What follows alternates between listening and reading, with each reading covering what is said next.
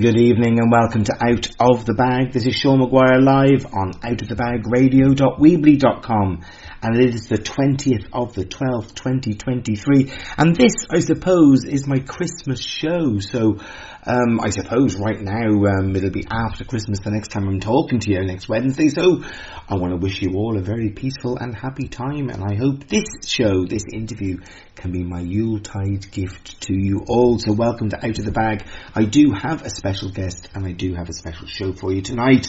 In the first part of the show, I will be playing a pre-recorded interview with Sol Luckman. Now, we discussed his latest book, The World Cult and You, Your Place in It and Your Way Out of It.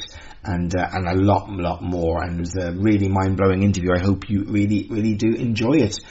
He is a long-time researcher of shamanism and spirituality.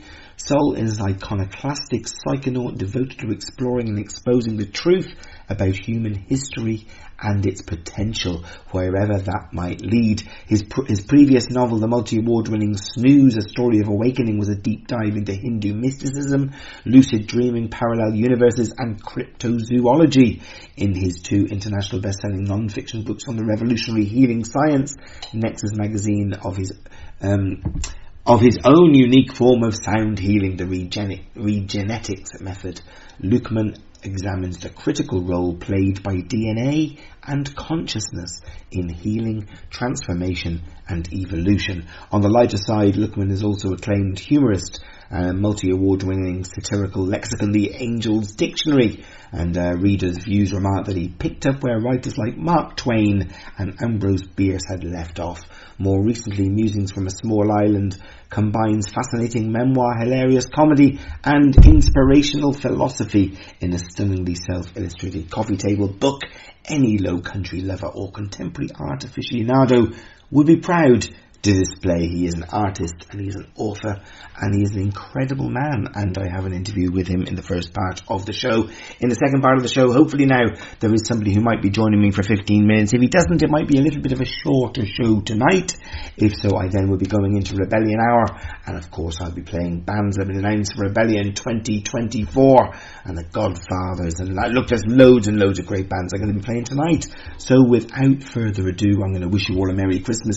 I'm going to say, please do buy me a coffee. There is a button and a donate button on my website. Struggling at the moment, as you know, and hopefully you can help me out of a hole and out of the bag to continue. So do that for us, and that'd be great. I even give it a push in the interview. I don't do that, so there you go, you know the crack. So without further ado, I'm going to play the interview here with Sol Luckman. Have a listen. And welcome to Out of the Bag. This is Sean Maguire live on outofthebagradio.weebly.com, and it is the 18th of the 12th, 2023. Time is really racing along, and this really is my last show before Christmas. So this is my Christmas show, and I wanted to share with you something special, and I had a special guest way back in 2021 who spoke about a brilliant book called Kali the Destroyer. This man is a long-time researcher of shamanism and spirituality. He's an iconoclastic psychonaut devoted to exploring and exposing the truth about human history and potential, wherever that might lead. Now, I'll leave that there because Sol Luckman, welcome back to Out of the Bag. Thank you for having me, Sean. It's great to be here after a long time. It has been a while, and so much has happened. Way back then, we were talking about potentiation and tuning forks at 524 hertz, was it? And really trying to change our life through that. Are you still on that journey? And are we going to be elaborating on that, or are we going to be talking about this new book? Well, we'll talk about whatever you like to talk about, but yes, very much. I actually have a new YouTube channel called Activate Your Potential with Regenetics that Oh wow! I've been adding videos to for a little while now. It's just getting started, but please come over and check it out and listen to some of these videos. But it's about activating your inner genetic potential for healing and transformation using sound, the sound of your own voice and your own thoughts. There's a linguistic element to it, and that journey begins with the 528 hertz note, which is the me note. Dr. Leonard Horowitz has called it the love frequency. He believes it's a primary frequency for activating genetics. So I tend to agree with him. Well, brilliant. I'd like to elaborate to my listeners that you've written books, Conscious Healing, a comedy book as well, The Angel's Dictionary, which is well worth checking out. Obviously, we mentioned Carrie the Destroyer, Snooze, A Story of Awakening, How to Potentiate Your DNA, a tutorial, and Musings from a Small Island, which is in your face, great stuff as well. I actually recommend all of those books for everyone to go out there and read. And I suppose this Phoenix Center for Regenetics, is that still going, and is that feeding the information to the YouTube channel, etc.?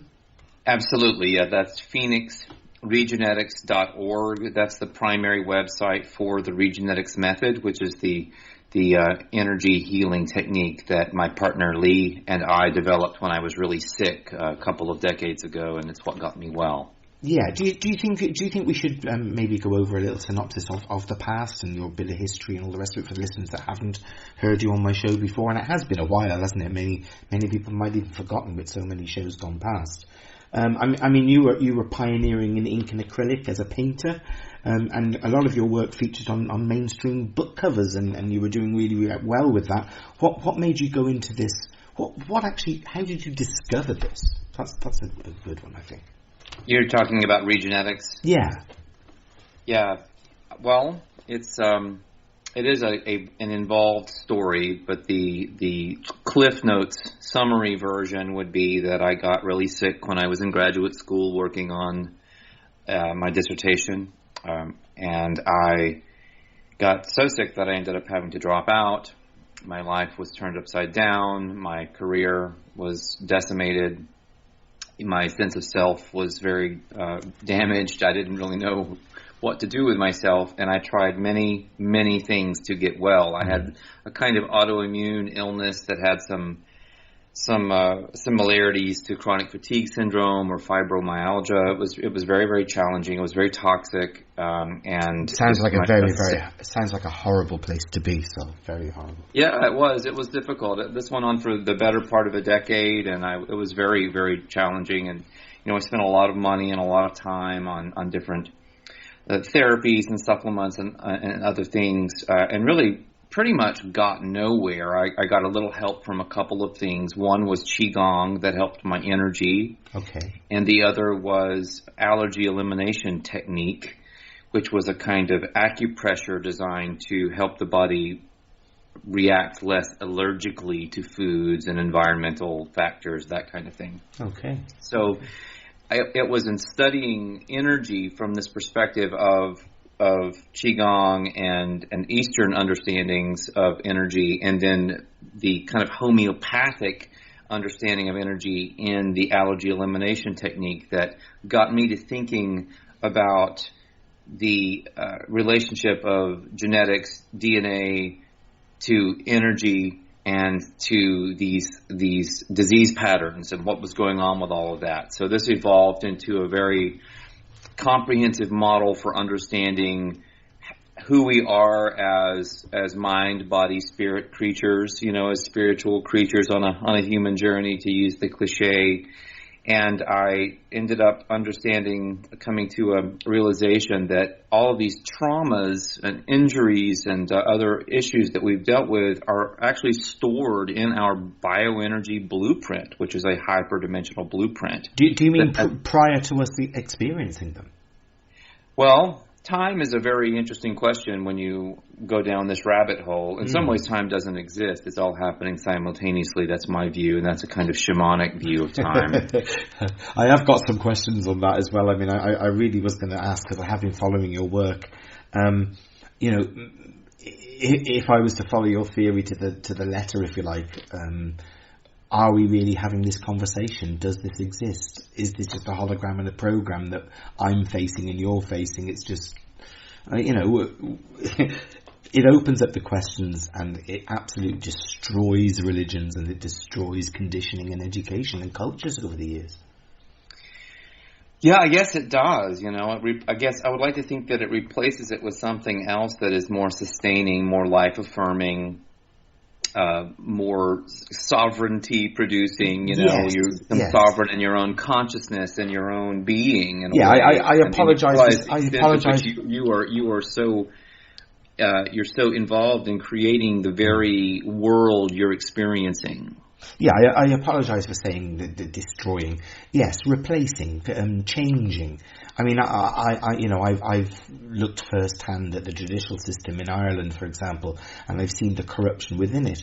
We certainly do need a judicial system. We just need to eradicate the corruption within it and change its frequency, if you like. Yeah, I totally agree. There was a very interesting comment by someone on my Facebook channel today who had gone looking at my Substack. All of this material is over at solluckman.substack.com. You can read a lot of this material, these books and articles, and watch videos on this subject matter.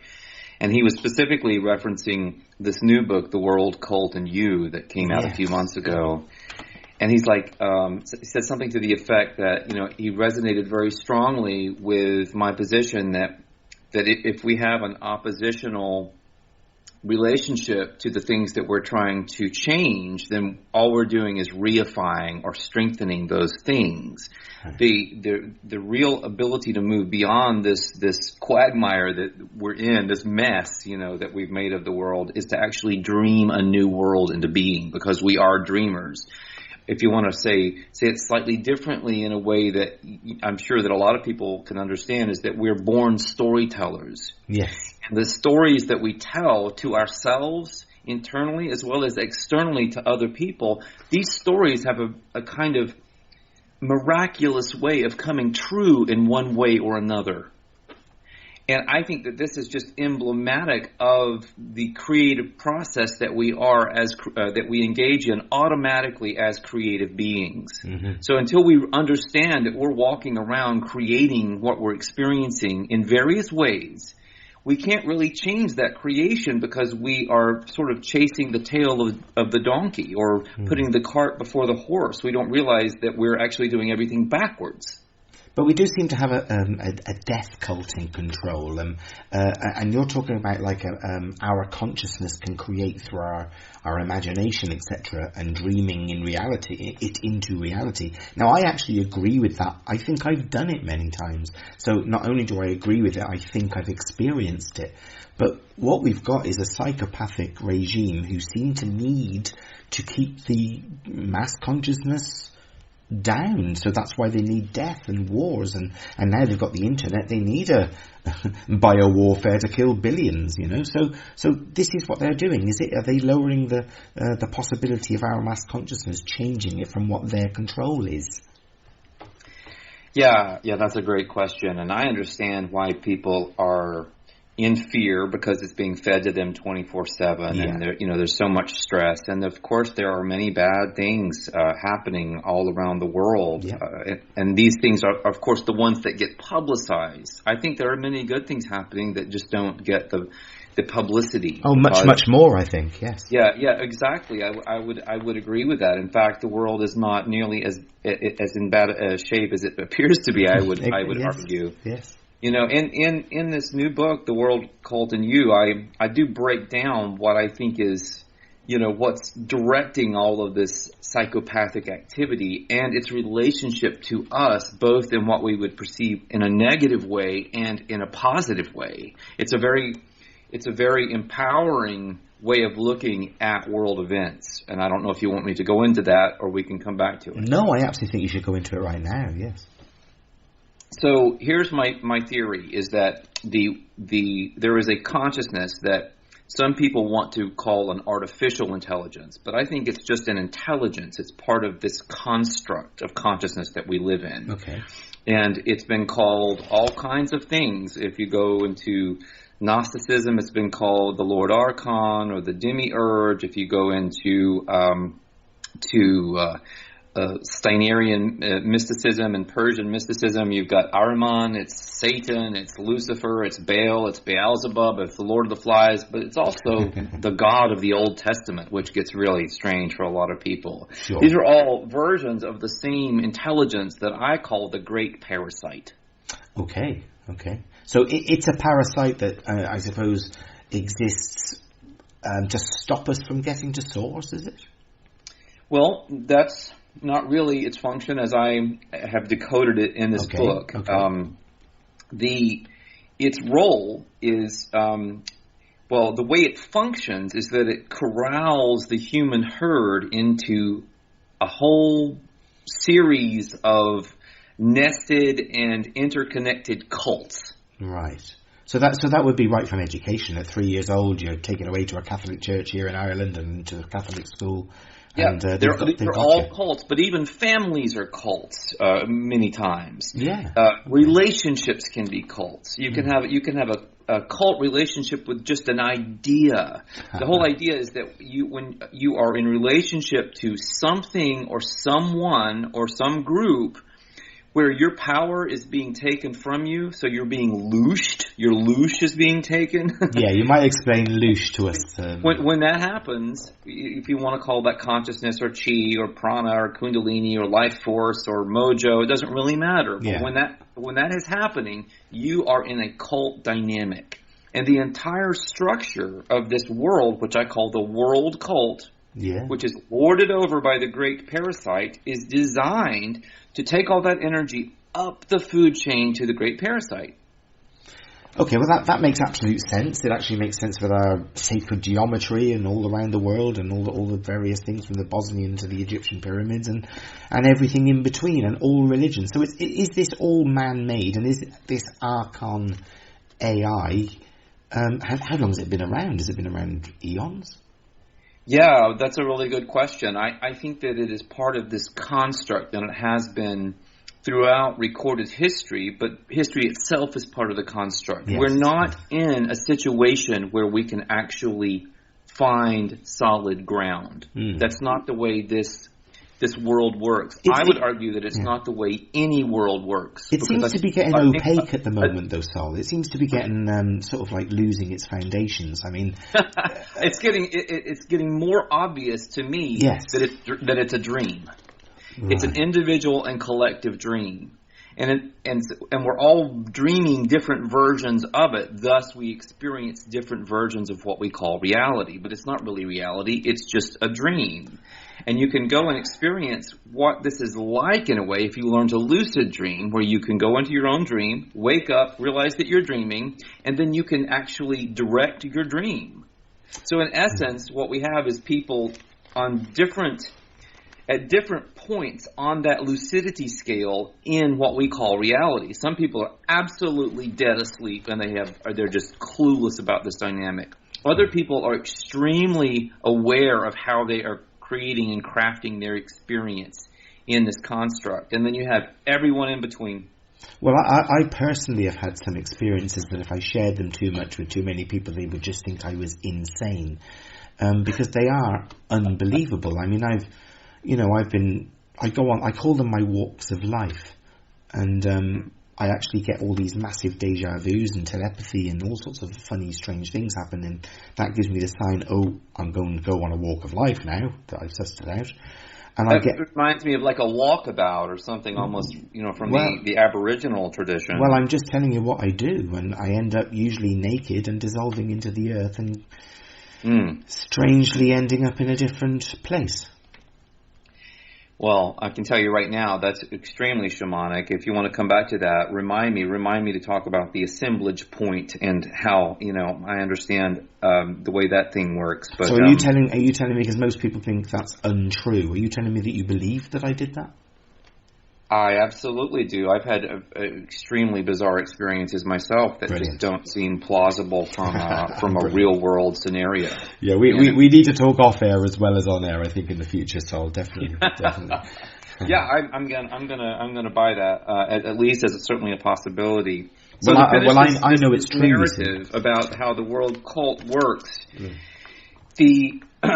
This is where a lot of people get rubbed the wrong way, especially now when things seem so serious and everything is kind of on the line. I would say that things have been serious for a very long time. I mean, if you lived in World War I or World War II, today's world doesn't seem all that bad. Or if you had the Roman legions marching into your village, everyone needs to kind of take a step back and think big picture here and what's actually going on. And especially all these people who are being very reactionary and freaking out about things. Here's my proposal. My proposal is that we are living in a giant spiritual classroom, and I know people get triggered by that. I'm sorry if you're one of those people. This is my honest conclusion. John Keats, the great English poet, he talked about the veil of soul making. This is the refiner's fire. This is the crucible. However you want to look at it, we're in it. And the purpose is to teach us that we are creators and how we can create. And maybe at some point, the ultimate purpose of that is to teach us how to go forth and create other worlds, other constructs. Oh wow! Well, I really do want to talk to you about that because so in this capacity, the Great Parasite is our spiritual adversary, who is both a negative adversary in terms of like an enemy. That's one way of looking at it. Okay. But the Great Parasite is also our sensei, our head teacher, the dojo master here. Our sparring partner. So if we didn't go through all that, we wouldn't be enlightened. We wouldn't get through all those learning lessons. I just think it would be meaningless if we knew all along that we are the creator, that we are God, that we are source, and that we have all of that power and ability within us. Yes. Then all of this would just be meaningless, a meaningless, useless joke. Well, I don't think when we get there, that is the result of our consciousness. I think when we get there, we enjoy creation so much that we just continue to create, as you said. Well, I would love to think that that's true. I think it is Although true. It would be possible for a creator, in theory, to create a construct kind of like this one, which has a lot of... Think of it as a video game. I'm not saying I believe it's a simulation in that way. But think of it as something that actually has a degree of difficulty built into it. Which it certainly does. But I'm saying that has a purpose. And the purpose to me seems to be to turn your lead into gold, to take lemons and make lemonade, and to learn how you can engage that creative process to transform yourself and your world. And therefore creating wherever we are, whatever dimension we're on, whatever we are in, creating a heaven on earth. Yes, I mean, you can do the opposite, of course, as well. I mean, isn't that what's been done? Definitely, in my estimation, a free will zone. I feel quite strongly that free will is a major driver of this entire process. Heaven on earth to me might be totally different to heaven on earth to somebody else. Yes, absolutely. And then you can get, all of these different creators creating these different constructs. But if we go back to the source of this, to the source of all of this experience, we are like cells within that organism, cells of consciousness going out and experiencing environments. And then as we grow, as we become greater and we develop as an organism, we eventually then go back with all of that experience and give that back to the source in some capacity, so that the source is enriched by the experience. Okay. Well, I actually think that...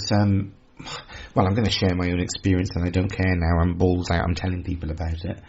When I was on one of my walks of life, and where it is I sort of die and then get reborn again, but lots happens in between. I was on a different, what seemed like the same place, but a different dimension, I'll call it that. Words are very limiting, as you know. And I was a female. and then I was very quickly a heavily pregnant female. There was no conception. And then I gave birth, and when I gave birth to a very small, beautiful planet. I love that. That's wonderful. I actually experienced that, and it was wonderful. You know, you put me in mind of something that I've been giving a lot of thought to lately, and it is, you know, I wrote this novel, Cowley the Destroyer, that you mentioned earlier, which is a Gnostic novel. It's a novel about the goddess. I absolutely loved it, by the way. Well, thank you so much for that. I really appreciate that. I value your opinion. So I was also very indebted in that book to the work of John Lash, who wrote Not in His Image. And he's you know, created a large body of material about the goddess, about the Sophionic myth, the fallen goddess scenario, the archons, all of this. You know, are you able to elaborate on that? And do you still agree with his thesis? Right. So I don't really, because I feel that because he's a materialist ultimately, he doesn't even believe in like hyperdimensional energy and things that seem really self-evident to me from so many experiences.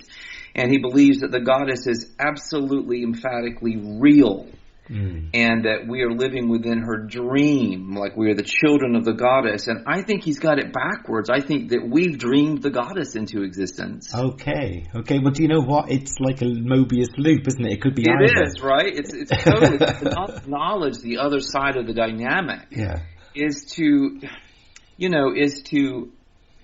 I feel that it's at the very least, it's if you're not considering that possibility, you know, the possibility that you are in fact using the feedback nature, the feedback loop mechanism of this construct to give yourself data to support your point. Like there's a goddess and she's dreaming and she's the world, and this is what the Gnostics were talking about, and there were these archons. And so once you start going down this route, it's like any other truther, you'll start to find evidence to support your truth. And I put truther and truth in quotes, because to me it's just all super slippery, and none of that exists. It's just a creation, and it could be changed at any time. But when you put a lot of power into it, and you bring other people into it, into your cult that you're creating, right? Your goddess cult in this instance.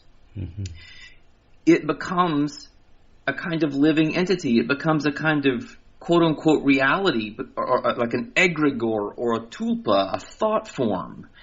And it takes on a life of its own. And it can appear and act in very real ways in your experience. So, you know, but to not understand that you're the one kind of creating all of that, and then you're enlisting other people in helping you create that way of understanding the world. You know, because otherwise you're saying that, okay, there was basically some giant explosion and planets happened, and we're these little tiny people on this spinning rock, and it's all perfect, and we don't understand how all these geometric proportions are so perfect or whatever, but let's don't talk about it, because, you know, then that gets weird. But really we have to talk about the fact that the world is too perfect. It's way too perfect to be a real world. Explain that, because I think it has got many, many imperfections, just like we have. Well, what I mean by that is just looking at things like the length of the day, right? Okay. And the little Goldilocks narrow window that we have to even be alive here. Okay. And all of the kind of miraculous, statistically improbable or nearly impossible things that had to happen to make this moment occur. Okay, so if we're living a dream, like let's use that as the sort of what we're doing. Why the heck do we have to sleep and waste half of that dream? Well, we don't have to waste it. Because we can use it learning to lucid dream and to hone our ability to create. And also sleep is necessary for recharging and healing, etc., etc. Well, all of that, but it's also another classroom where you can go and learn to become lucid in your dreams and learn the dynamics of creating different effects consciously. So, look, in my heart of hearts, I genuinely have a lot of empathy for people that are suffering. So, I just wish well on everyone. Now, if that's my thought, and I know there are so many good people who think similar, why isn't that a massive thing? Why isn't that taking over all the hatred and the bigotry and the shit? That's an excellent question, and I would say that there's a few different things going on. One of the aspects of this new book, The World, Cult, and You, is this idea that the Great Parasite is a thought parasite, a mind parasite. I tend to agree. I think the biggest tomfoolery is being told that our brain is our mind, is our everything, when in fact it's just a bloody transmitter and a receiver, and we've got to think of our instinct and our gut and our heart and our soul. Oh, well and truly stated. I totally agree. So in this model, the thought parasite, the Great Parasite, actually downloads its mind as your mental I say you, but not you in particular, but yes, as yes. people's mental operating system. Mm-hmm. And then we are essentially forced, and we agree, there's a kind of tacit consent thing going on here that gets kind of slippery, but in essence, we kind of take on this operating system, and we do it culturally, and then we perpetuate it individually. Mm. We use this operating system. That's that crazy voice in your head that never stops. It's always asking questions and wondering and doubting and fearing. And it sounds, if you just listen to it with a degree of objectivity, it sounds like a crazy person. Your own thoughts sound like a crazy person. That is the Great Parasite. And it's why so many traditions around the world address the issue of that internal dialogue. Right. And as a problem that needs to be shut off so that you can actually think with your own mind. Well, I don't know, over the years I've sort of realised that when I get an absolute negative thought, it's just not me. It's not my character. It's not my feeling. It's not how I am. So I just think it's a lie. And I think I was lucky enough to pick that up quite early on. And I like that, yeah. And I think if more people could become conscious of that, that would be a great cognitive step forward, and people wouldn't be put in a position to have their energy loosed from them, taken from them, and then utilized by the world cult to keep creating a negative scenario in the world. I mean, my situation was quite heavy, and I did have a very, very harsh attack on me, my life, and everything. I actually had pictures, and I mean skulls and dead bodies and all that type of stuff, pictures and audio of what I just think was somebody playing some shit to try and make me suicidal. Yeah, it's amazing that you've come through it the way you have. I mean, you went through some really heavy stuff. That is a deep shamanic initiation that you went through, in my estimation. So it's just continuing, is it, Sol? That's great, yeah. Well, I mean, yeah, I guess so. I guess it never stops, really. I don't think it stops. I mean, I feel that I'm in learning mode all along, but the learning that I'm doing now doesn't have anything to do with going out there and watching truther channels or reading a lot of books, although I do some reading. It's all about learning how my mind operates. Well, I have to say, and how to actually sort of get what I want using my mental, spiritual, consciousness, energetic power. Well, where you stand, not alone but above many, is that you've found the tools and the resources for us to do such things. I actually, when I revisited your websites, etc., when you recently popped into my head and I emailed you, and then you actually said that you were thinking about me quite recently as well. It was funny, yeah. I had just been, in fact, I mentioned something about you to my partner Lee, and so I have a witness. Right. So I know these synchronicities, this magic is going on. I often don't even know who my next week's guest is. In fact, I don't.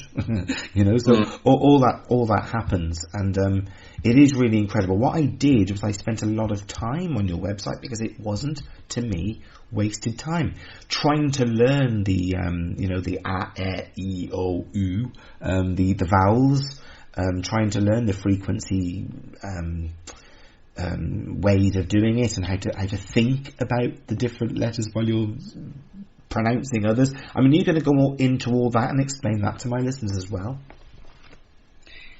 Well, that's really an undertaking. I mean, I think anyone can go on solluckman.substack.com. You've done all the work. You're right. They can do like a free 7-day trial, and they can watch that tutorial video that will teach them how to do potentiation. They can do it for themselves or their friends or family, their pets.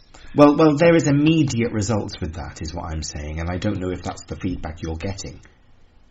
Oh well, we've gotten so many testimonials and so much crazy feedback over the years. Right. It's kind of wild. Could you give us a few wild ones? Oh, wow. Let's see. Let me pull up a really, really nice one that was very recent that I ended up making a little video that I posted to my channel. Because I think this will get people to go and have a look and maybe try it themselves, Let me see if I can find what I'm looking for, and if not, I will find some other things. But anyone can go over to phoenixregenetics.org and read, all kinds of pages and pages and pages and pages of testimonials. But this was someone that what I would recommend is that people go to so that we don't take all this time here, but go to the Activate Your Potential with Regenetics website. That's the YouTube channel. So it's just at Regenetics. If you give me all the links, I will put them into the podcast page so that people can just go. I'll do that. And there's a video called "Ever Since Regenetics, I've Been on Vitamin L for Love," and it's about this very transformational experience that a person has had with this work. She was quite ill, and she shares, and she also comes from a medical background, so that's a very interesting twist in this little story. So watch that video and go from there. Okay, so listen, you know that you touch upon that it's sort of like a massive simulation we're in. You're saying that maybe it's us that are creating it, or not maybe, you're saying it is us that are creating all of it. Now, you and I, we don't want to create rape and murder and war and all that stuff. So where's all that coming from? That gets back into this whole discussion of our relationship to the Great Parasite and what it's doing and sort of why it's doing. So if you can imagine that we live in a world of power. Yeah. It's all about power.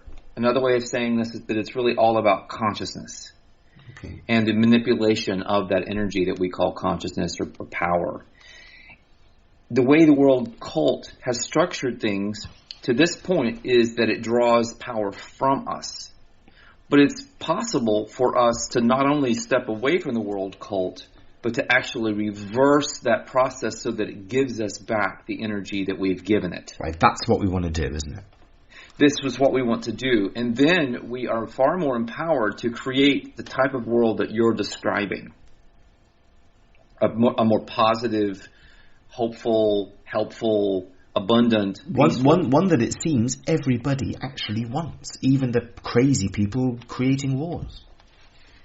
I don't know if they all want it. There's questions in my mind about who some of these people are or aren't. I mean, I've questioned whether some of these people are even real or if they're just literally holographic projections of some of these bad guys in the news. I mean, every time I look at Klaus Schwab, I say that's just not a real person. I just don't feel that I'm looking at a real person. He does look like a science fiction movie bad man, doesn't he? The same way about Bill Gates and other people. I'm just not 100% sure these are the same types of entities that we are. Okay. And many people actually hold that view as well, and they would go even further and say what they are. I had Gary Carlson on not so long ago talking about Draco brains and reptilian minds and all that type of stuff. Yes, so you can go very deep down the rabbit hole with that. I'm going to reserve my comments to just saying I'm not convinced that everyone wants to create a heaven on earth. Well, then some people's job is to perpetuate a hell on earth, but these are really the minions of the Great Parasite, and either as real people, quote unquote real, or as like NPCs or something along those lines. It's their job. Well, we need to round them up and feed them back to the... allowing that to happen because we keep existing in cult-like dynamics with various cults and subcults and it's using our energy, our consciousness, to create these outcomes. Let me give you an example of what I'm talking about. You take like a truther cult of any ilk, but let's say that it has a kind of like negative or sort of a fear vibe, that it's talking about the destruction of the world through some kind of plasma apocalypse or something like that. And these are all over YouTube, There's right? plenty of them, yeah. There's plenty of them. So we think, oh, well, that's just science fiction, or that doesn't matter, or whatever. But okay, you look at one of these, maybe one that has hundreds of thousands of subscribers. They put out a video. My videos get hundreds of views. Their views get hundreds of thousands of views. It's absolutely insane. So people's focus is on creating those negative outcomes. Yeah, how sad is that? People do not tend to realize that their attention, their focus, that has power. This is the power I'm talking about. This is the power of the imagination. You're letting someone tell a story about doomsday that you're supporting energetically with your consciousness to help bring it about. Yeah, and there seems to be loads of programming, doesn't there? Because people now... we do need to have that storyline running through us. We do need that constantly to be living.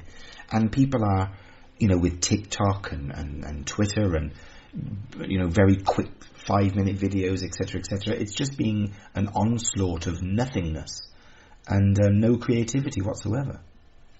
Yeah, it's so extreme that it's kind of farcical. It's really funny. It's comical in some ways. If it weren't so, if the outcome weren't so potentially negative, in going down some of these roads, it would be just strictly comical. Yeah. So how can we then take control back? Yes. Well, that is also a subject that I write about. I have a couple of chapters in The World Culted Youth that are devoted to the subject of personal power and how to cultivate it. The idea here is that the world cult has basically loosed humanity to the point that what should be a kind of lustrous egg around their bodies, which would be their energy halo, their aura, is basically this little ankle-high shimmer of pale light. Oh. So people are being fed upon by the Great Parasite and the world cult system to the point where they're basically the walking dead. Yeah. All right? And their consciousness is almost non-existent. Like they have practically no self-consciousness whatsoever in the vast majority of humans. Right. And that is scary because, look, let's bring Satanism into it. Where does that come from? I know that every single day, many, many religions with billions of acolytes, they light candles every day. Now, when you go back and back and back and look, it's a burning of care. And then every single generation has had the next generation going, oh, I don't care, and giving away more and more of their freedoms to the slavery of comfort. Right. Well, I call out anything calling itself a religion. Okay. To me, anything calling itself a religion, or even anything, just anything calling itself a religion is part of the world cult. Okay, so these people are actually doing evil stuff and they're proud of it. They advertise the fact that they're Satanists. Yes, but to me, honestly, in terms of the control mechanisms involved, that's no worse than any other religion. Okay, I agree. I totally agree. So, no, it's no better either. I'm not saying this is not none of that's my cup of tea. I don't want to have anything to do with any of it. My position is basically that it's very important to just walk away from the world cult. If you engage it on its terms in battle, but materialism, then it has you. Okay. So how does one do that when we live in a world cult of economy, of materialism, of that bullshit, and we know we can improve it? Is that what we should be doing, going in and changing it? I don't think we should be worrying about those things in the least. Okay. I think we have to just start with our own power, our own attention. So what I outline in 2 different chapters, the first chapter towards the end of The World Cult and You is all about things that you can consider not doing. Right. And some of these are just very, very straightforward. They're just like, stop supporting the political system with your vote, that kind of thing. Yeah. You know, just pulling away from doing things. So you don't think, right? Okay, pulling away from things is one thing. So that's the shamanic way of phrasing that is called a not doing. It's actually a kind of doing. It's very powerful. Well, the effect is to build your personal power, your energy. Well, I had a life where I had no mortgage, I had no debts, I was growing my own food, I was pretty much self-sustainable. And they attacked me, so I was dragged into their courts of law, etc. Right. Well, with a little bit of knowledge, I was able to, beat them, I suppose, and I still have. Yeah, good for you. I know everyone is not so lucky, for sure. But can you appreciate that one way of building your power would be to put yourself in fewer positions where it's being taken from you? Yeah, but then it gives us solutions, and the problem with that is you walk away with solutions, whereas should we not be turning back and saying to people, look, if every single one of us put in an affidavit in every single country on the planet right now for crimes against humanity against our governments, we'd make change. I just don't think that would happen. First of all, I don't think it will happen, and I don't think it would happen under any circumstances. Well, isn't that a shame? And I believe in all probabilities and all possibilities. To me, the construct is about teaching you responsibility for your own creations and teaching you how powerful you are. Okay. And when you go after somebody else, you're already stepping outside of your power and you're being loosed and you're giving it away. Understood. So really walking away, even with the solutions, sharing them is fair enough, but actually going back and fighting them is taking the battle straight back to them and you're back in war again. Yes, I mean, sharing something, freely and without strings attached is one thing, but actually taking on a kind of cult dynamic where you're re-entering the fray, what I call the duality cult. Yeah. As soon as you're back in the duality cult, you're in it again. You're perpetuating the very thing that you think that you're fighting. Okay, so my situation is maybe like a lot of people out there. The system, have criminally treated and abused me. And should they not be hit in the pocket at least? It's the only thing they know.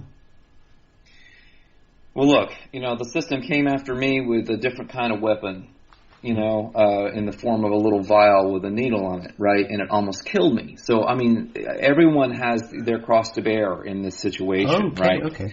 And so I could spend all of my time going after Big Pharma. Yeah. Or I could spend my time learning how to fortify the human organism to kind of immunize yourself against this kind of energy using other techniques that empower you and empower your consciousness. This is the path that I've been traveling. Yes. So and I believe it's in alignment with what the purpose of the world cult is. The world cult is basically in combination with this intelligence that I've been calling the Great Parasite, it is there to basically challenge you to be courageous enough to walk away. Right. So instead of taking center stage in this massive theatre that they've created, exit stage left and go for a cuppa. Yes, and when you do that and you keep building your power, you different possibilities begin to present themselves. Yes. And so that your waking world can become rather more like a lucid dream where you can begin to really shift things. And this gets into this notion of the assemblage point we mentioned earlier. Yes. The assemblage point is the shamanic concept that the world that you experience is based on the way you perceive it from a specific aspect of your energy anatomy. A little point that is called like a tennis ball size that sits on your back over your shoulder, and when it moves, your entire world moves with it. Wow. So if you develop enough power to dislodge the assemblage point with control, which is no small feat, okay, this is where somebody could be walking down the road, all of a sudden they're naked, then they're a woman, then they're pregnant, then they're having a child. You see how what you experienced was a movement of your assemblage point. I did. It was a much longer story, and I could go into it at some stage, but yes, it did happen that way. So imagine this as this is the way, if you want to change the world, that you do it. You simply have to change yourself. Heal yourself, heal the world. Okay. So I'm sitting here. I was in a car crash. I was in a... since then, I've been in horrible pain. Now, is that something that's mental and whatever, or is it genuinely physical? First of all, I don't believe in the physical. I don't believe that it exists. It's part of the consciousness. Well, it fucking hurts. So I'd like to. So hurt. Now, pain is a different thing, and we can have all kinds of emotional trauma, and these things are really, really difficult. Right. I've spent a good bit of my life dealing with what you would call quote unquote physical dysfunction, right? Yeah. But I think even the new understanding with things like epigenetics, it's very funny. Before Bruce Lipton published The Biology of Belief, he was calling it the biology of consciousness. Yes, he was, yeah. And he was really on the same wavelength, that really biology is somehow a direct product of consciousness. At least biological expression is. Well, that makes sense. So it's possible to change this is the power of positive thinking, or even beyond that, what I call the power of positive feeling, where you're able to actually change the way your genetics is expressing you. Well, listen, you've actually given myself and probably a lot of people who are listening a lot of vital and really, really good advice and information, even though you don't know it in the last 40-odd minutes. It's been wonderful talking to you, Sol. It really is important that we all know what we're in. So what are we actually in? How would you describe it, putting it in a nutshell? A lot of people have talked about the simulation. You have the simulation theory or the simulation hypothesis, or this idea that we're like in a simulacrum or a matrix, something like that. Mm-hmm. All of these to me are products of our cultural moment in terms of our technology, but they're not indicative of what this thing is that we're in. They're just approximations of it from a technological perspective. What we're really in is a dream. Okay. I called it the dreamscape. Yeah. No, I actually think that too. In every step, like people pray. I just think to take every step in honor and trust and love, and that is prayer. So it's incredible the things that happen. When I did have my life really, really well before it was interrupted, I might as well admit it, by a Freemason Satanist shithead who did horrible things to our family. I lived an amazing life. I had hardly any money because I was on invalidity pension after being crippled. But I won everything. Everything I entered, I won. It was like magic, and it really, genuinely was magic. I probably earned about $100,000 a year in prizes. My goodness, that is amazing. That's amazing. Yeah, you were obviously. Well, I have a book called Playing in the Magic. You were absolutely playing in the magic. Well, I think this is what this is, and it's beautiful, and I think I feel the pain of the world. I think that's what I'm going through. It's called empathy, and if somebody starts describing a bloody operation, I'm feeling every single bit of it, so I have to stop them. Yeah, so here's the thing, and first of all, anyone willing to have an empathetic relationship to what's going on, that takes a lot of courage and a lot of self-sacrifice from it, and so it's laudable and amazing that you've taken that on. But I would say this from an energetic or power perspective, that you've also taken on all of those energetic tendrils, those threads.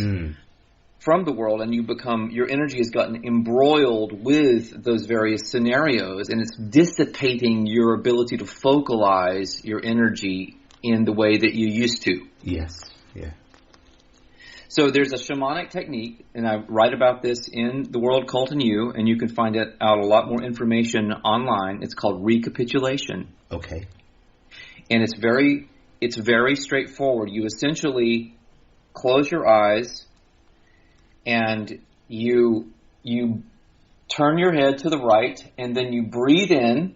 You can do it through your nose. It doesn't matter, really. Breathe in, and as you breathe in, you remember a situation that has some kind of energetic or emotional charge. So maybe, let's say you're still grieving the loss of a parent, for example. Okay.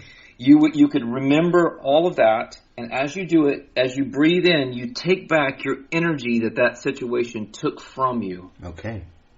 And then you turn your head back to the right, and as you do that, you breathe out, and you give back any energy that wasn't yours that you took. Okay. And you do this over and over and over until there's nothing there. And do you feel that there's nothing there?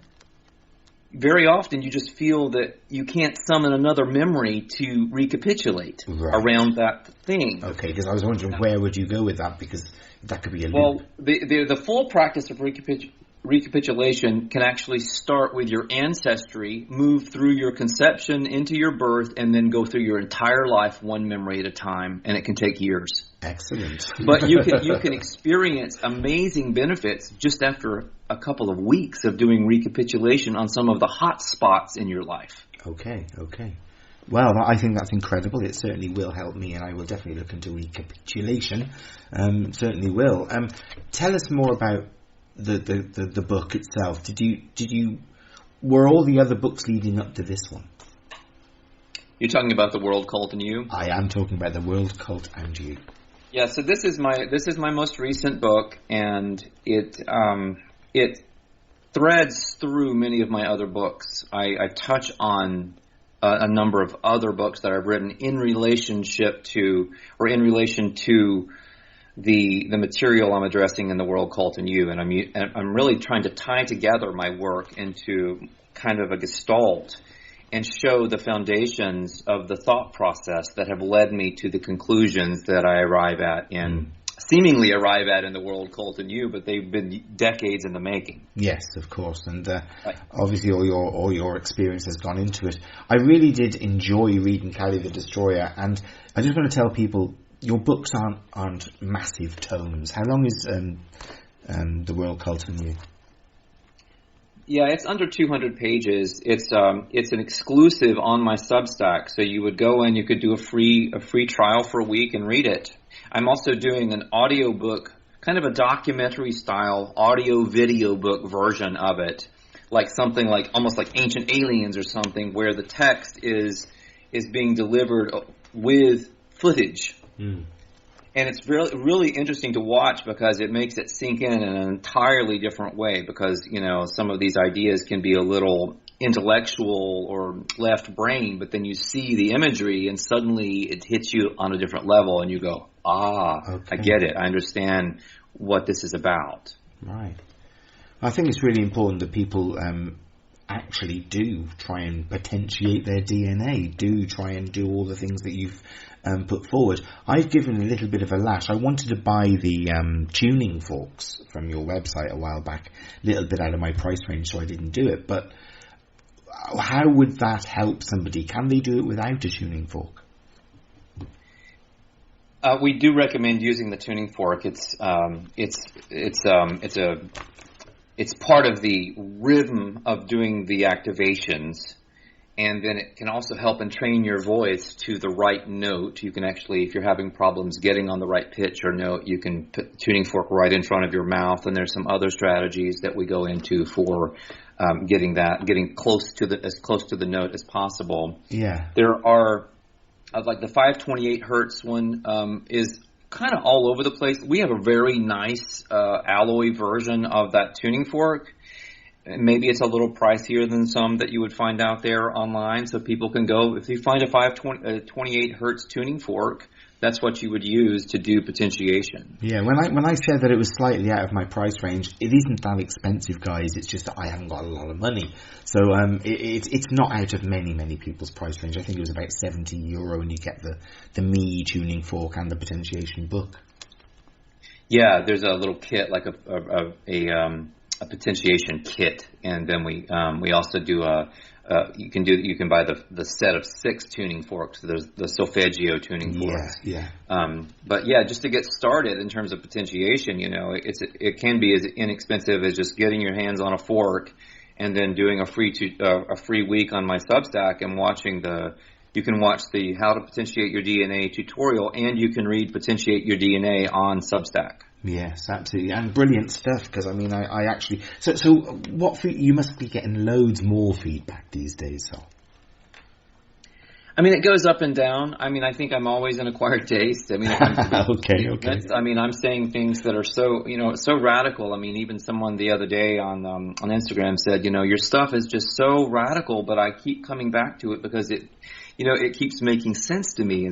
So this person would kind of take in some of what I'm saying, go away, come back, that kind of thing. Well, I'm also really not trying. The last thing I want to do is create my own cult. I don't put my image out there. I don't want to be. I don't want people to feel in any way charmed, coerced, or anything like that to believe what I'm saying. What I would like for people to do is have an experience of what I'm saying one way or another, and to verify in their own mind, body, and spirit whether there's substance to what I'm saying. So if you tried potentiation, you would have some data. If you tried things that I suggest, like recapitulation, and you had some positive healing effects or better energy or better mental clarity, there's some more information. You could read any of my materials, The World, Cult, and You, and then look at what's going on in the world. Does this material resonate? Yeah. And if it doesn't, I would suggest to you what,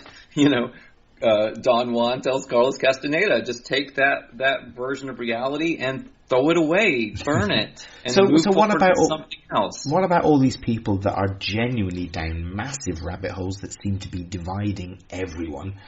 The flat Earth situation, the fucking alien situation, the inner Earth, the outer Earth, all this stuff going on, Tertarian flats, and all this history being mishmashed around to say that none of it's true. Our history's right, yours is wrong. I was even talking to a guy from Latvia who told me the other day that his original language was the very first on the planet. I come from Ireland. I was told that our language is the first on the planet. Yeah, I've read that too. So where do you go? Where, with all this stuff? It's just. Well, I prefer Ireland. Let's say that it was Ireland. well, I know that the Irish language, Oscailga. The reason the British Empire has been attacking the Irish for 800 years plus is because Oscailga reverses the spells of the British language, the English language. So we were uncontrollable, and that's why they shot our children for speaking Irish. So we had to teach them English very, very quickly just to stay alive. Intense. That is really intense. Yeah, I'm aware of some of those dynamics in graduate school. I studied from a literary and a socio-cultural perspective. I studied the Irish question, and that's a rabbit hole. Well, sure. You see, I'm an Irish immigrant's kid born in England of Irish parents, and I've come back to see the corruption seeping here that Thatcherite Britain made me disgusted with where I was. So it's just amazing that I'm not actually politically active at the moment, Yeah, right.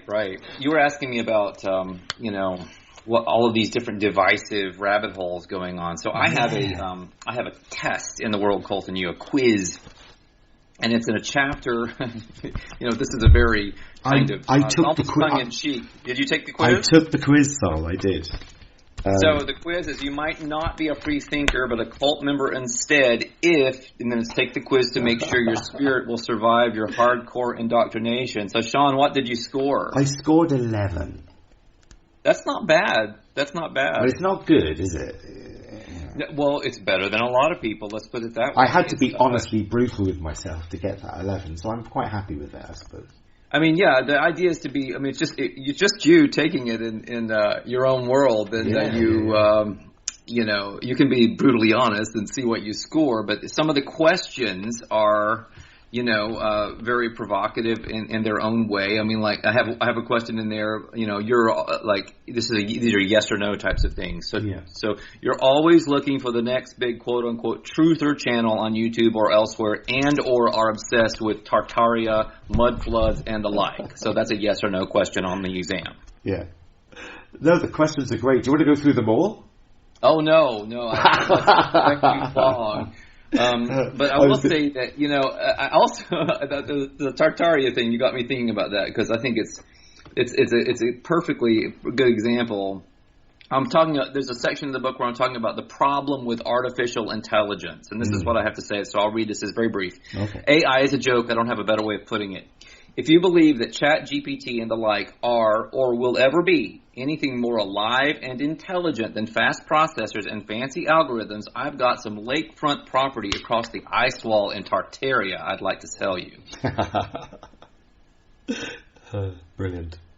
So really, here's the thing. History goes to the victors, right? And so for a very long time, we've had sort of a monolithic view of history because we have a monolithic victor block. Absolutely, but we've still got people alive here in Éire, not Ireland. Ireland is an English word meaning Angerland, Ire being anger. Yes. We have people still alive that remember the differences and the airbrushing of our true recent history. There you go. So this is where it gets slippery because that word true is part of the issue because there's not really a true that exists outside of the narrative. This is where I'm deeply postmodern. Yeah, okay. I'm deeply solipsistic. I believe not narcissistic. Oh, come on, hang on. What's solipsistic? Explain that to me. So solipsism is a philosophy. It goes way back. I mean, we're talking, ancient roots here. We're talking Brehon days. It's a position that nothing outside the mind can be ultimately known. Okay. So the idea that there's a truth that we can finally just all agree on, and this is that truth, is part of the construct. It's part of the fabrication of the construct that wants us to believe in such a thing because it takes us outside of our own power and our own mind. But we can see whilst we're living truth. We can see good and bad. We can see good and evil. We can see, nice people, horrible people. We can see it. Well, we can see what we see, and other people can look at the same data and see different things. I know. If you see a load of people fighting outside a pub and you're just walking down the street, the other people walking down the street also see it, don't they? Not necessarily. This is a fascinating dynamic that I explore somewhat thoroughly in The World Cult and You and in some of my other materials. It's this idea that there's supposedly something that is causing illness in the population at large, and one group has all this proof for it, and then this other group comes around and says there's not any such thing causing illness in the population at large, and they have all this proof for it. What I've concluded is that they're actually seeing two different versions of reality. You don't just think one of them is fucking wrong. No, absolutely not. Okay. I used to. Okay. Absolutely, I did. Well, I still sort of do. I explored the idea of thought forms, tulpas, and egregores more closely, more thoroughly.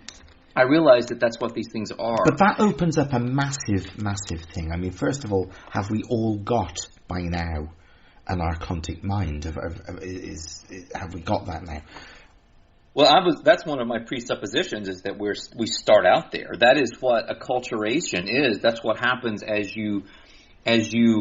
when you're born. I believe there's a process when you begin to cohere the consensus reality into your perception. That is when you are being downloaded. Well, I'm sort of seeing, I see my reality, of course, and you see your reality, but the way you express that, does that mean that when my dad died, he didn't really die, and therefore I shouldn't even be upset? And no, do you know what I mean? Is that how far we need to take this? Because nothing should affect us. Well, I'm not saying not to feel, not to live, not to respond to things, but I am saying that the assemblage point appears to be such a powerful notion, and people who have had mystical experiences and have gone into other realities, they get this in ways that maybe other people can't get because they haven't had the experience. Okay. So for those latter people, I suggest imagining that you're in a lucid dream where you're having a bad dream, you realize you're dreaming a bad dream, and you just change the dream. So that the monster, who's standing in front of you that's terrifying you in the first dream turns into your spirit animal, your guide, your friend, your buddy. In the second one, it's a totally different reality, and it's produced by an effect of consciousness. Now, I know that's real, and I know that's possible, because I remember going through a really hellish time when I was quite young, where I had a recurring nightmare. And I turned it round by saying, right, I'm staying into this dream and I'm changing it. Well, one of the things, if you read like the work of Stephen LaBerge, one of the great researchers into lucid dreams, he was a Stanford professor, maybe he still is, I'm not sure. Okay. Anyway, he's got several books, and so it's very clear from the research data that the way to deal with nightmares is exactly what you said, that you face up to them, especially in a state of lucidity in the dream. And very often, not only do the nightmares go away, but you actually acquire something like a familiar or a friend or a spirit guide or something like that from that experience. Well, and it can have extremely healing effects. I personally gained great knowledge from it. Absolutely. So that would be a kind of healing effect or a benefit that would come from that. So imagine now, step out of that dream world into this dream world. Okay. The rules, the speed of the dream is different. The way it appears to us is different, but it's still a dream, and so the same rules basically apply. So someone passes away, and that may affect us dramatically, but at least theoretically, it would be possible to move the assemblage point a tiny little bit into another nearby reality, and that person is alive and well. Yes, I absolutely agree with that. Yeah. So okay, what's stopping us from achieving this? You see, those lucid dreams, I actually used to do those physically. You know, when people tell me about their astral traveling and all that type of stuff, I actually sort of went to a place and dissolved into ground and filled my lungs with soil and all that type of shit. It was crazy stuff I went through. So I know that it was only because I had sort of no fear, and when I had those sensations, they would have been conditioned into most people as to be, oh, don't go there, that's scary. You know, that's horror movie stuff. Don't go down in the basement where it's dark, you know, that type of thing. So I think we're being led away from our own truth, from our own creation of our own perception. Why is that? Why you think this is just a parasite? It's our relationship to the parasite. It's the individual morphing into the collective acceptance of the narrative that it's actually accepting from this teacher. And the teacher is getting more and more flamboyant and ostentatious and unbelievable. Right. In presenting us with these clowns like the Schwabs and the Gates of the world, just as an example. Yeah, great. So that we will wake the flock up, because it's obviously absurd, and it's breaking down more and more. And the reason it's breaking down is that the actual construct of the world cult is attempting to alert us to its unreality. Thus, the Mandela effect, for example. Right. Okay. So look, I actually think that, right, okay, I'm going to tell you something that in my reality I think I know. I know that I, and I think everyone else, is immortal. Okay, that's my view, that's what I think.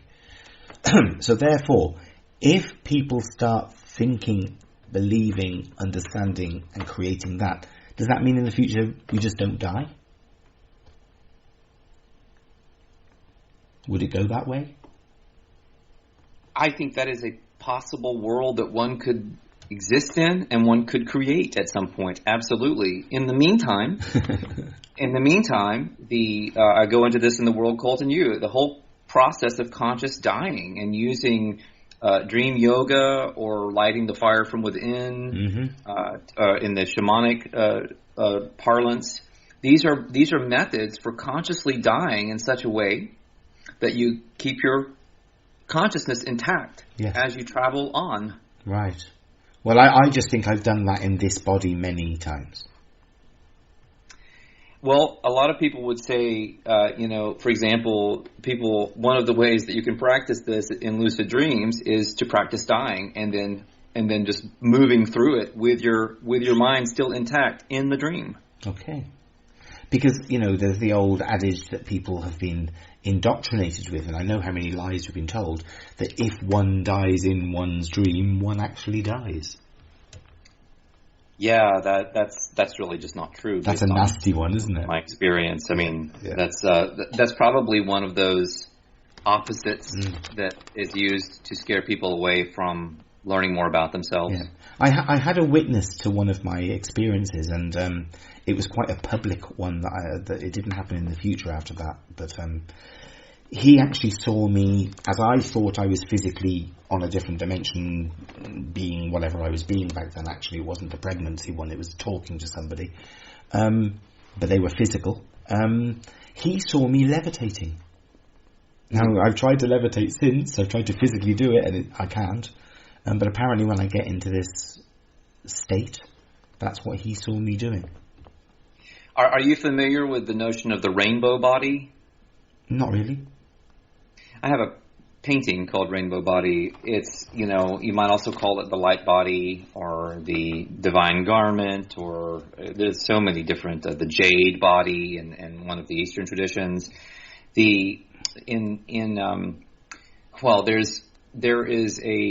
There was a Catholic priest who reported some amazing experiences in Tibet, where these old meditators who were practicing dream yoga, when they died, their bodies would just shrink and disappear, all except for maybe their nose and their fingernails. Wow! Yeah. And then they would be seen in the village in a multicolored body, sometimes levitating, and they would actually be with their family and friends and their colleagues for some period of time before they would move on. That is so cool. That really is cool. What's weird about this is that you have the Chinese military in occupying Tibet reporting on this phenomenon in thousands of cases. Mm-hmm.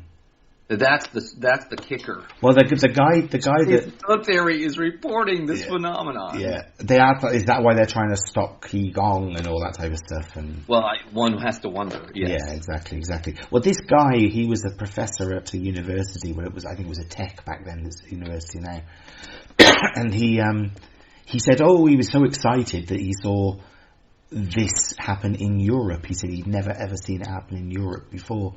He'd only ever seen it out in Asia and China and stuff. Oh yeah, well, it's very, very similar. I mean, obviously, the phenomenon I'm describing typically has people dying, but there are lots of cases of what you would call light body activation, lots of records in like the canonization of saints and that sort of thing, where very strange occurrences have happened with people. You've got Padre Pio flying around alerting fighter pilots not to bomb this church in Italy during World War II because it was all okay, and they didn't need to bomb it, and so they didn't bomb this historical church. All kinds of very strange things happening to people who maintained, an existence in this world for some time after the activation. So is that all illusion, though? Because if your theory is true, it's all just not real. I think there is no real. There is the imagination. That's what we got. So am I imagining talking to you, and am I imagining it's going to go out on Wednesday night and all that type of stuff? It's all imagination. In which case, hey, let's make it as good as possible. Yeah, I do feel that way. I feel like in this instance, we're two imaginations having a conversation, and we are meeting in the middle, and this is what we're calling our conversation. Right. Well, I took your your test. And as I say, I got 11, which means I am still involved with certain cults. I see that, but for the first time in ages and ages and ages, I've had to get myself a bank account while I was living without one for years. So the system does sort of drag one in, doesn't it? It can, and for many people it does. I like to distinguish between being in the world cult, in the world, but not of it. Oh, that's good. Yeah, I like that. So when you build up your power and your consciousness enough, you can operate within it and not be negatively affected. Okay, so for example, like, I haven't done this properly on any shows, and I've only recently been told, Sean, people need to help you out, you're in trouble. I've just put a buy me a coffee button on my. Oh, good for you! Yeah, I've got mine over there too. That's fantastic. Well, that's because I copied it, and someone else suggested it, and then someone else suggested it. It's really hard to get people to help out, but I mean, if only a few listeners a month did, I would be in no problems. I would have my own rented place, and Out of the Bag would have its own little studio and really rocking around. And rocking on, even with my illness, I could get on with it. So You're such a talented, really gifted interviewer. Another place, if you would allow me to make a suggestion, is you could create a Substack, and you could put some of the Out of the Bag content over there. That's basically just a monetizable blog. And if you wanted to do that, people can, if they subscribe to you, they can subscribe for free, but they can also pledge to support you in the future should you choose to go paid. Right. And I think it's a non-binding pledge, but it would allow you to begin establishing a mailing list and reaching a different audience perhaps, and then getting monetized at some point should you choose to go there. Well, it is a very good idea. At the moment, I mean, I put it a couple of days and a few friends have already donated, and thank you so much. You guys out there, you know who you are. If that continued, I don't expect it to. These are the people that knew I was putting the button up, if you like. It would be wonderful. And I don't, I'm one of those people that sort of have great difficulty in receiving gifts. And that's something that... Yeah, you like to give them... Yeah, it's a, Catholic guilt or whatever the feck it is. It's whatever, cult I'm in, Sol. And the mindset is that I should give, and be happy not to receive, and then feel guilty when someone gives me something. Yeah, I just really believe that it's extremely important, to feed yourself so that you have the stamina and the wherewithal to go out and do the work that you're supposed to do. It doesn't really help anyone if you are languishing. Well, in a nutshell, they've taken my home, they've taken my car, they've taken my family, they've made me homeless, they put me in prison, and I need a bit of support. And, I had it all before, and I didn't need anyone's support, and I was quite willing to do it for gratis, and did get a little bit of support now and then, but very rarely. I did get support when I was on the run and in prison and all the rest of it, and I want to thank so many people for that. But now is a time when let's expand this. Let's make Out of the Bag go back live and stream and all that type of stuff, which it should be doing, which it used to. Yeah, well, I support that, and I'll be happy to put a link to your Buy Me a Coffee if I share this video around, and just help spread the good word. It is the season, right? This is the season when people might think about helping you out here. So right? What about the season, eh? Paganism, Christmas, Christianity, what's going on there? It's just who knows? Lie really? after lie after layer after layer, so that basically children can make their parents feel guilty if they don't buy them expensive shite. Yeah, that's true. That's really, really true. I'm, my son is so not that way, and he's studying abroad right now, and we were on the phone with him the other night, and we had sent him a package, and he was saying, you didn't have to do that. Yeah, that's nice. We know we didn't have to do that, but thank you for saying that, that you're aware of that dynamic, and you're choosing not to play that game. And as you said earlier, there are more good in the world, and look out your window, there aren't guns and ammunition in most places on the earth. You look out your window and it's beautiful. There are birds singing, so let's take all that as our inspiration. Oh, absolutely, absolutely. I mean, I'm a big fan of art as well, and finding beauty in art and in music, and just using the tools, whether that's nature or aesthetics, whatever it might be, to raise your energy level, raise your power. Well, I suppose, seeing as I was trying to promote, in a way, the buy me a coffee button, and it'd be great if it did get used, as they say. I'm a simple poet. Would you like to hear a poem? Oh, yes, I was wondering if you had something for me. Well, I do, and I'll do the usual that I've been doing for my guests. Out of my little book, if you could pick a number between 10 and 90, and don't let it mean anything, just anything right now, and I'll read you a page from the book. Okay, let's do 26. 26. Right, got a page 26 in my little book. There aren't any more of these apart from the Guardian. The police have got them. So on page 26, it's called Simply Achieve. And it goes like this. When you wake in the morning, are you ready for the day? Are you always looking forward towards your dreams? Or are you wishing that when you sleep your troubles will go away because the day before was hell? Or so it seems. It's easy to forget that we have the ability to cope with all that life will throw upon your plate. And when all seems lost and you count the cost, at least there's a little hope. And with courage, we can all live out our fate. Facing the day in your own special way will allow you to simply achieve. The things that you need, with action and deed, will appear when you really believe. There you go. Oh, that's really good. That's really good. That's so catchy. That's like several T-shirts in there too. Well, thank you very much. Obviously, I need a merch fairy. That's right. Yeah, well, that's right. That's right. And I'm open now to doing poetry gigs. I'm free. I haven't got my family bringing me down, as they say. Yeah, well, you're putting out the vibe. It'll be curious to see what you get back. That's interesting. So, Sol, let's get back to you. Let's get back to your book. And it's more of a cult, the death cult. I mean, how do we not attack it? How do we stop it? How do we stop the parasite? I just don't think we do. I think that's a misappropriation of our energy. Oh, I think really? I keep saying, and I say this over and over in my materials and in this new book, the only way out is in. So ignoring it, don't feed the beast. Yes, I mean, to say ignore makes it seem as if you're not aware of it, perhaps. So I'm not suggesting that people stick their head in the sand. No, I think ignore is ignore has been an abused word for many a year.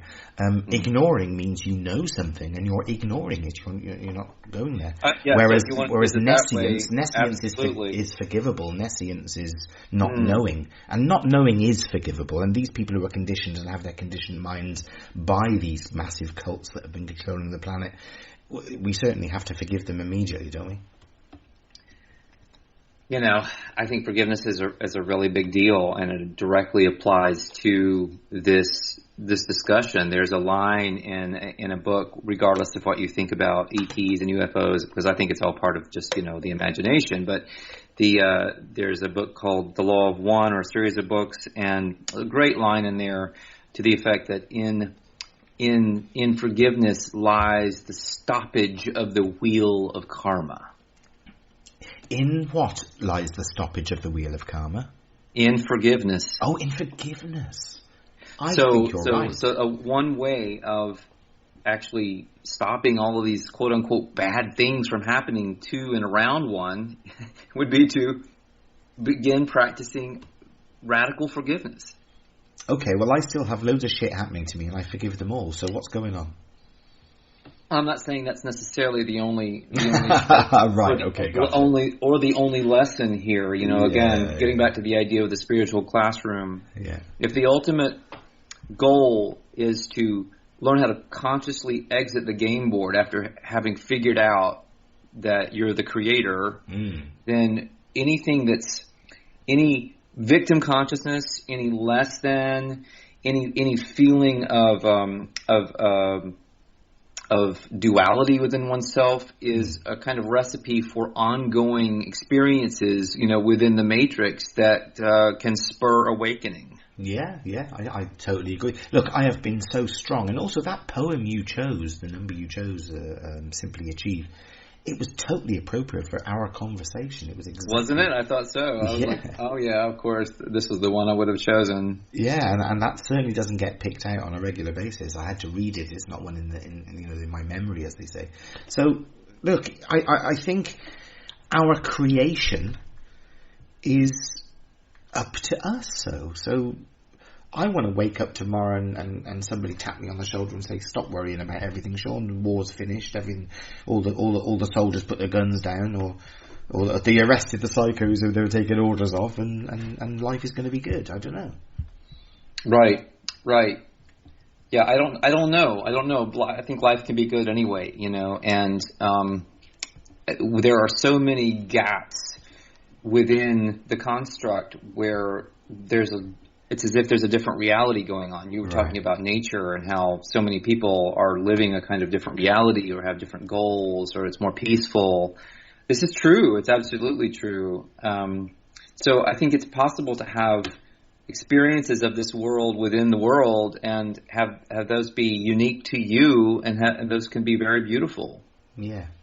So the book that you've just written, is it all fact? Is there fiction within it? Have you embellished it like you did with Callie the Destroyer? No, this is a nonfiction work. Okay, so this is telling it as it is, and really explaining to people that we're all arguing over a load of bullshit. Yeah, essentially. I call it a meta-analysis, rather than trying to figure out what the shape of the earth is, or, choose a political position or an activism position or whatever. It's essentially saying that none of that in the larger scheme of things matters until we get that we are actually actively creating these situations, that we're integrally involved in the creation of this world. So does microcosm to macrocosm work? For example, say you and I had a conversation, or say you were in this room now and we were having a conversation, and all we had for each other was respect and unconditional love for each other. Would that emanate out to our consciousness, to the consciousness outside us? Now, the nature of power is that it absolutely can have all kinds of non-local effects, and it can be shared with other people. Okay, because you yourself hold a monthly potentiation of the planet, or is it potentiation of each person who joins? It's a potentiation of people who just want to have that done. Okay, can you explain that? So it's a ceremony. It's 30 minutes on. If it's New York time, it's 10 p.m. New York time, the first Sunday of each month. It's a 30-minute session. It's the potentiation. So people come on to phoenixregenetics.org. It's called the Worldwide Potentiation Ceremony. They would sign up, and it's free. Brilliant. So somebody without a tuning fork, would they be able to hear your tuning forks? We don't actually record it. We don't do a live thing. We have reasons for doing it that way. Okay. But it's worked beautifully. We've gotten so many incredible testimonials from people all over the place, that we've never really met or anything like that. The tuning fork, like if you wanted to hear some of that tuning, you could go and listen to the tutorial video on my Substack, for example. Right. And I did look at that, and you've also recommended a couple of websites you can go on and actually get the right vibration and frequency, etc. Yeah, there's that too. Yeah, absolutely. So you can hear the note. The tuning fork is just it makes it very analog, very manual. Which is brilliant. It's a nice thing. It's very empowering, and you kind of feel embodied doing it that way, as opposed to using some kind of digital note that you're playing. Well, look, all I can say is so many people in their religions or in their ways of life use quartzes and rocks and all sorts of stuff. Absolutely. Yeah, I mean, I've got great friends who use the pendulum and all sorts. So I just think the tool of a frequency note just sounds perfect, doesn't it? Well, I love that, and I love its connections to poetry, to spoken word, to really, like, let's just be real. Things like pagan magic and sorcery traditions. I mean, that utilize spell casting and language to actually create outcomes, changes in situations, healing. This is shamanism. This is, it's really.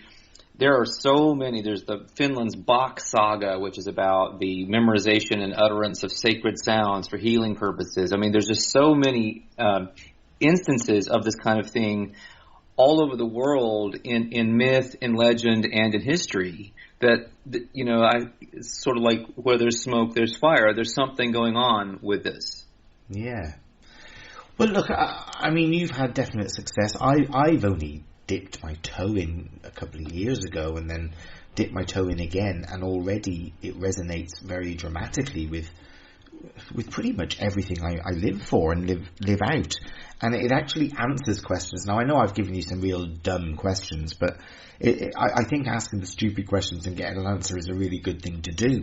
I honestly think that a lot of people might balk at your information, so I can understand why you're not getting 500 million listeners or whatever, or hits on your YouTube, is because it absolutely destroys their worldview.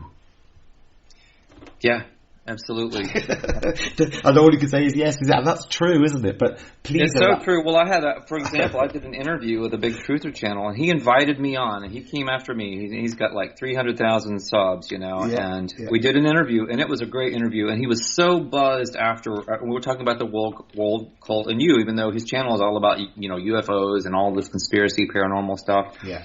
And I was really laying out the argument that all of this stuff is part of the imagination. None of it's actually real. And that we run the risk of creating negative outcomes by focusing on them, because that's kind of what he was doing in many instances. And he completely agreed with me, and he was so excited and jazzed and like buzzing at the end of our interview. Yeah. And then a week, several days go by, haven't heard from him. A week, nothing. 2 weeks. I finally write him to see if I could just get maybe the file or something that I could share. I put 2 hours of my time into that conversation, and I'm talking crickets. He completely ghosted me, won't have anything to do with me. Did he not ever play the interview? No, never played the interview. Oh, wow. So this is what you run into with these truther channels, because they make their living panhandling this crap. Well, they're just grifters, aren't they? What? Basically, yes. Yeah. Well, you see, and they're doing well. How many instances? I think some people are very sincere, but they're not willing, in those instances, like with this guy, to truly open his mind and consider what I had to say, or at the very least, put out our interview that I had entered into in good faith for his audience and let them make up their minds. Absolutely. And also he was so psyched, as you say, about it, that maybe he would change his views and his platform. Well, you see, I have a whole chapter in The World Cult and You about cult handlers. So I bet you, if I had to guess what happened, his wife or some other friend, quote unquote, got a hold of him and said, look, you're going to put out all this information that's actually antithetical to your channel. Are you stupid? Right. And so they're basically giving the opinion of the Great Parasite, and it controlled his mind, and he dropped it. Right. Well, that's exactly what happened. Well, just to let you know, you are on Out of the Bag, and this platform gives anyone who wants the platform as much time as they need to share their information, etc. Well, I appreciate that. I really honor what you're doing here. It's nice to have, I just like having a conversation. I mean, I would be happy to have this conversation just between the two of us. It's a great conversation. And to reach, one person, one new person would be just a blessing. Absolutely. That's how I look at it. I mean, I used to put gigs on, and sometimes we'd have a packed house, and sometimes it just wouldn't work, and it'd be, losing money to one man and his dog, But hey, the show goes on. Everything is really important. It's important that we're here. It's important that we're willing to share information. That guy who probably had millions more viewers or listeners than I could possibly have at the moment on Out of the Bag, with all the suppression I've been under over the years, he's probably making plenty of money and will continue misleading people. And isn't that the problem, that they're going to continue being parasitical? Yes, and most often they don't even realize that's what they're doing. I'm not saying that all of these people are part of some grand conscious conspiracy to whoosh people, but it's just what they're doing, usually in an unconscious fashion, because they're being loose themselves. They're part of the world cult, and they don't realize what's happening. Yeah. And some of the people are absolutely controlled. I mean, I definitely was on a radio station that was a gatekeeper, basically, and kept us all down and affected a lot of people who were on the show as radio hosts. They either were arrested or put in loony bins, and lots of things happened. You know, I was attacked by that as well, really. Well, certainly in media and entertainment, you have just gatekeepers on top of gatekeepers. You know, this whole handler concept. It runs in all of these official channels, all these official information channels, but it also can be in your house. It can be your spouse. Your handlers can be your children. And because they basically are your mind controllers when you start to think outside the bag. Well, thank you for saying that, because I've just now realised I was in a 30-year relationship that was a complete and utter fucking lie. So, you know, we live and learn, don't we? Hey, I was obviously meant to have that experience. And we also learn as we burn. Yes, but you know, burning calories would be nice, wouldn't it? Absolutely, yes. And then the enjoyment of eating those calories. So what about food? Is that real? Vegetables, are they real? Can I hug a tree? What's going on, Sol? Yeah, well, it's interesting to think about that with the Earth Mother, because like in shamanism, as an example, you have in the Castaneda books, you have Don Juan explaining that the only real way to lose one's intrinsic sadness, and it's a sadness that's there even as you wake up and become more powerful. The only real way to lose that is to have a kind of intense love affair with Mother Earth. Okay.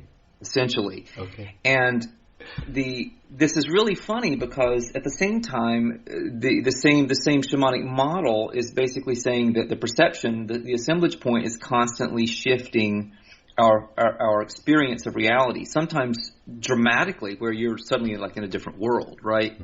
So to me, that is coded within that is this idea that we have, as creators, we have essentially given birth to this notion of Mother Earth, to this world, to this construct, and then in that kind of Ouroboros, alpha and omega, snake biting its own tail way, then it's supporting us, even though it's our own creation. We become its creation. I always say that we are the created creating.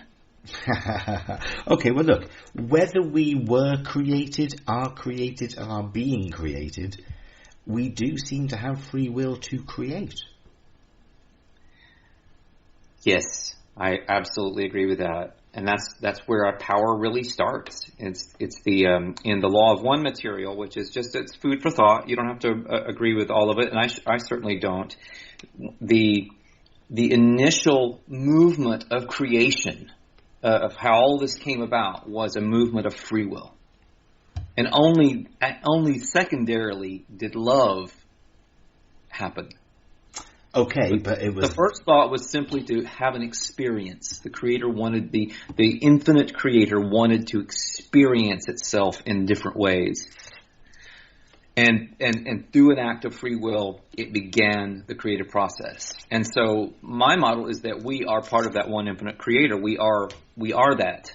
But we are the fragments of it that have spun out into the creation, and now we're trying to remember that we are that creator, and we're trying to make our way back to that source. And I think we're getting there, aren't we? I would like to think so. I've said on numerous occasions, and I'm not the first person to use this phrasing, but I've said that no one is left behind. Ultimately, I don't think anyone is left behind. Brilliant. I love that. I love the thought of that, and that's something I've always cherished. Because I think that's really important. It's like I remember back in the 70s going to football matches with my dad, and you were guaranteed to see an all-out pitch battle between thugs, okay? Just guaranteed. Now it's one of the safest places to bring your children. Oh, that's remarkable. And if you just look at that as an example... in the old days, they were the National Front dishing out racism going into football matches, and now you've got people dishing out family, community, etc., etc. And it's just a wonderful, wonderful change in the whole dynamic of the world. We've just still got these psychopaths who I think should be rounded up and taken out of the AI equation and told, no, that's not the way to do it. Right. Well, we'll see how things unfold. In the meantime, I'm focusing on being a creative. An artist, a writer, and a creator, and I'm just working on my ability to get better at those things. Fantastic. as I practice what I preach, and I work on my lucid dreaming, and I do my recapitulation, and I've got my regenetics, and I'm doing a lot of not doings. And I'm sure there's nutrition involved and all the rest of it. Yeah. Yeah, so I'm really focused on just increasing personal power and using that productively in my life and in the lives of people that I manage to touch. And we should all stop competing with each other and realize our own simple limitations and gifts. I mean, I'm a cripple, but if I can put out a weekly show and still create poetry and do gigs and stuff, then I'm living, whether I'm in pain or not. Absolutely. You are most definitely living and giving some of that life spark to other people. I think that's beautiful because it's just freely offered. That's part of the nature of power we were talking about earlier. You can share that with people, and they can accept it. It doesn't have to be taken by force. No, and think how lucky I am. I mean, over the years, it's nearly 15 years. I mean, over the years, having spoken to so many wise, knowledgeable, intellectual people, I could do nothing but learn. Yeah, you have been in a major classroom. Yeah, it's been fantastic. Definitely. It's been absolutely wonderful. And yet again here tonight for the show on Wednesday, so honoured to have you here with the depth of knowledge and the research you've gone through, because you are actually, I'm going to say it, living the dream. Good one. Had to be done. I'm living the dream. That was good. You'd think you were a poet. Yeah, that wasn't planned either, was it? So, unscripted, out of the bag as it comes. So that is creativity. We've created, we're 20 minutes away from creating a 2-hour show, not a program, a show. And that's important, that we're not trying to program people. We're not trying to insist they do certain things. You are offering solutions for massive improvement in their lives and health. And I genuinely believe that to be true, because I've actually had that experience, and I support you in doing that. Oh, thank you so much for sharing that. And I'm glad that it's benefited you somehow. It absolutely has, and I'm sure you're getting that feedback. So look, how did your life change when... I mean, you went through an awful lot with your illness, etc. When did the me frequency drop? Yeah, it was, within that decade-ish period, towards the end of that, my partner Lee and I went to Brazil and had a series of very mystical, wild, almost impossible experiences, and it culminated in receiving these vowel codes and in dreams, actually. So you actually, the vowel codes that I've been looking at this afternoon in your tutorial, they came to you in a dream? Yes, to both of us. Wow. And so then we did the potentiation for ourselves, and that's when there was an immediate U-turn in my health. I mean, I was dying, and then I was living. And within weeks, I began to be able to eat food again that, otherwise I was just eating meat and vegetables with no seasoning or anything like that, because I had such severe allergies. I couldn't, well, I am so glad I asked you that question.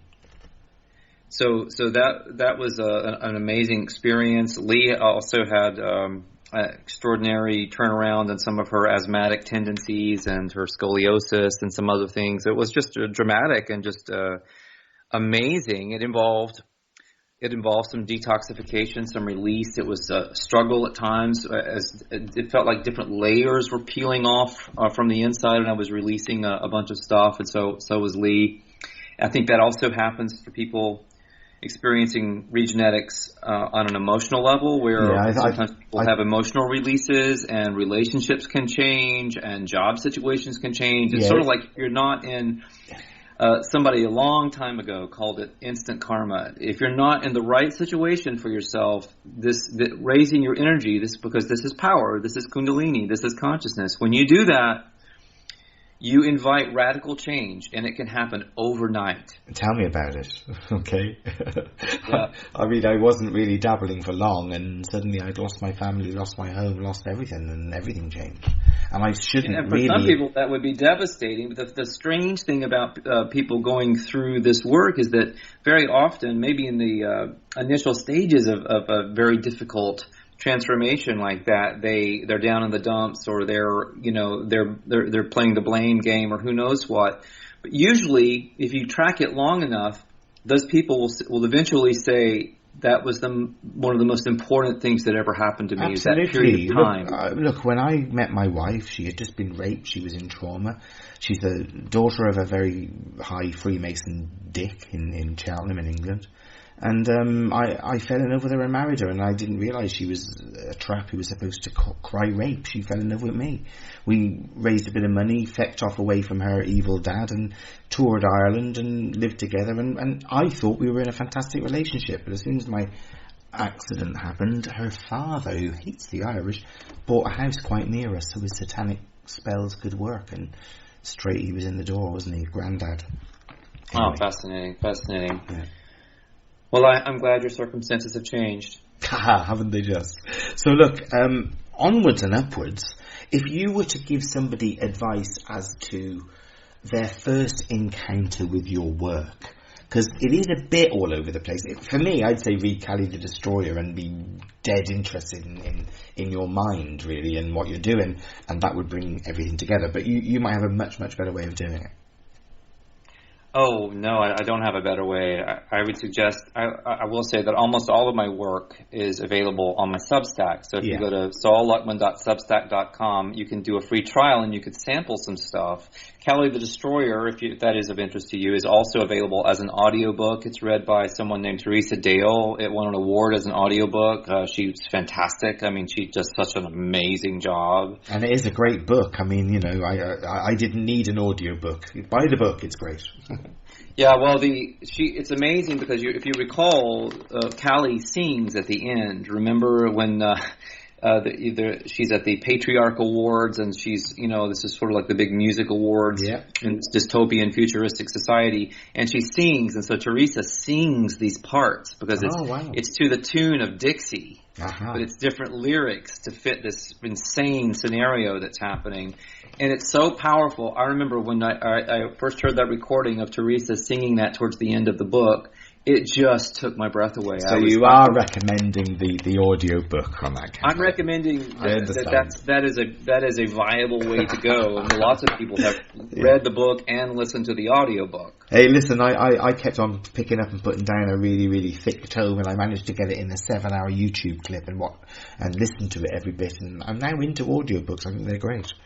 Yeah, it just depends on obviously the reader and the story and that sort of thing. But this is a good example. I'm going to be releasing the audiobook version of Snooze very soon. A lot of people have really liked that story. It's a paranormal story about a young kid learning to harness the power of his dreams. Yeah. So it's very related and to this discussion. Both Snooze and Kali the Destroyer could easily be movies, couldn't they? Yeah, lots of people have said that. So if anyone out there has ties to movie makers or wants to explore that possibility, let me know. Absolutely. You're not going to sell out to Hollywood, but if someone's an independent philanthropist out there who wants to support creativity, then you know where to find... Absolutely. So Sol Luckman, give me all your website addresses. Oh, goodness, if I can remember them all. Oh, well, there's my Substack, which I've talked about numerous times, so if you want to check out my Substack, that's really my main hub these days. And then is the Crow House still going? I'm sorry? Is it the Crow House? My author website is crowrising.com. Crow Rising. Sorry, man. Crowrising.com. Yep. You see, I should have taken notes, shouldn't I? And you can go to at Crow Rising on YouTube or at Regenetics on YouTube. Okay. And would you get the same on Regenetics and Crow Rising? Well, those are two different channels. They're kind of interrelated, but they're two different channels. Right. And then on Instagram, I'm Sol Luckman. Okay. So please step into those environments and say hello. Absolutely. And they know now where to get their potentiation book information. Also, absolutely fantastic information on your Substack stuff, and also to purchase the tuning forks and the whole kit to go with it. That's it's accessible to people, and that's really important.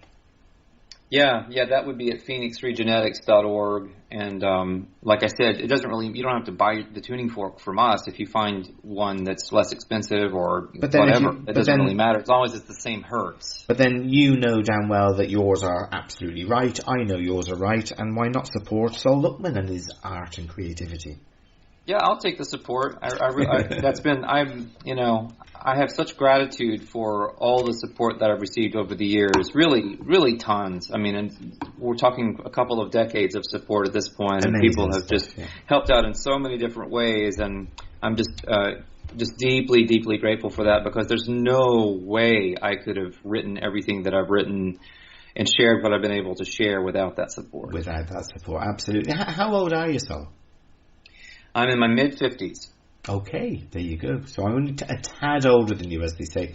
Look, it's been an absolute pleasure. I know that we've got about 10 minutes to go, but I think we've sort of covered everything, unless you have a surprise for me at the end of the show. Well, I don't have a surprise, but I do have gratitude for you. You've been really kind to help to have me on now multiple times, and you've been really effusive in your praise. I'm really overboard, maybe, and I certainly appreciate the enthusiasm and the support from you, and I really wish you well moving forward. I know that you've been through a very tumultuous time, and certainly my heart goes out to you. Thank you. I've been through a real dark night of my own, and I know that it's very, very difficult. I also know what it's like on the other side, and my experience was that it was a blossoming of my creativity like nothing I'd ever experienced. Brilliant. So I hope that happens to you too. Yeah, well, look, I haven't had one of my, in inverted commas, spiritual experiences for a long time. Maybe in the future, with a bit of potentiating of my DNA, they'll all come flooding back, and I'll be Shawnee again, So, Sol Luckman, I want to thank you so much for coming on Out of the Bag. It's been an honour and a privilege, and I do hope people check out all of your work. Thank you, Sean. You are more than welcome.